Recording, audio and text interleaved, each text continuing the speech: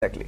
এবং এই divide and rule পলিসিটা কিন্তু পুরো পৃথিবীতে অনেক জনপ্রিয়। ছোট একটা এক্সাম্পল যদি দিই, যে নেলসন ম্যান্ডেলা ওনার লং ওয়াক টু ফ্রিডম বইয়ের মধ্যে একটা এক্সাম্পলের কথা বলেছেন, যে ওই সময় যখন আফ্রিকাতে শ্বেতাঙ্গদের ক্ষমতা ছিল এবং তারা সেখানে রুল করতো, ওই সময় কিন্তু কৃষ্ণাঙ্গদের সংখ্যা অনেক বেশি ছিল, যারা খনিতে কাজ করতো।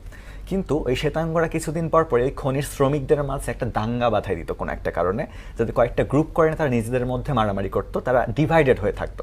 এবং এইটার কারণে দীর্ঘদিন কৃষ্ণাঙ্গরা সংখ্যায় বেশি থাকার পরও কিন্তু তারা তাদের অধিকার আদায় করতে পারেনি। এবং that time there was a leader, there needed a leader who can unite people, who can unite those groups.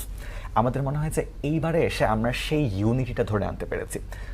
Hindu হোক, মুসলমান হোক, ছাত্র হোক, প্রাইভেট ইউনিভার্সিটি হোক, পাবলিক ইউনিভার্সিটি হোক, যে যেই গোষ্ঠীর হোক, যে যে এলাকার হোক, ঢাকার ভেতরে হোক, ঢাকার বাইরে হোক, ইংলিশ মিডিয়াম হোক, বাংলা মিডিয়াম হোক, এই যে সবার মাঝে যে একটা ইউনিটি চলে আসা, যে না, we have to save our country, আমার ভাই মার কাছে তার অধিকার নিয়ে আমাকে কথা বলতে হবে, এই ইউনিটিটার মধ্যে যে আমরা মেন্টালিটি আসতে পেরেছি, এটা হচ্ছে আমাদের লিডারশিপের কোয়ালিটির সব থেকে ফার্স্ট প্রাইমারি জিনিসটা হয়তো আমরা অ্যাচিভ করতে পেরেছি বলে আমার মনে হয়। আর আপনি